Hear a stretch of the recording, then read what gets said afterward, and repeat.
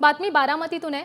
बारामती शिरूरमधून गारपिटीमुळे उभं पीक अक्षरशः आडवं झालंय। उन्हाळी बाजरी पीक मातीमोल झालंय। 15 शेळ्यांचा मृत्यू देखील झालाय, तर डोक्यावरचं छप्पर ही उडालंय।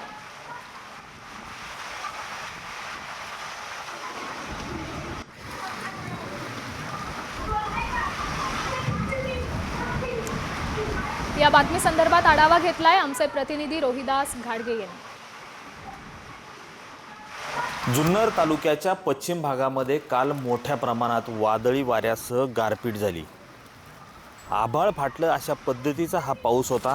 आपण पाहू शकतो शेतकऱ्यांच्या घरांची ही अवस्था गारपीट आणि वादळी वाऱ्याचं वास्तव दाखवणारी आहे।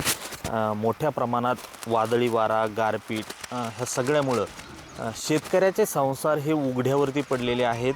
याचा परिणाम जो आहे शेतीसह शेतकऱ्यांच्या जनावरांच्या सगळ्या आयुष्यावरती झालेला आहे।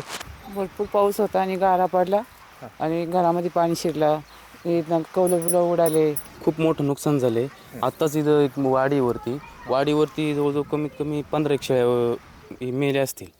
त्यांचे मागे जे गुराखी होती त्यांना ट्रॅक्टरमध्ये टाकून आणले। इकडे गाराटले होते, इतका खूप गारा आणि वारा भरपूर प्रमाणात होतो। हो, आम्ही 1 एकर बाजरी केली असून हे अचानक पाऊस पडल्यानंतर गारपीट झाल्यानंतर आमची बाजरी अख्खी मोडून गेली। फार नुकसान झालं आमचं।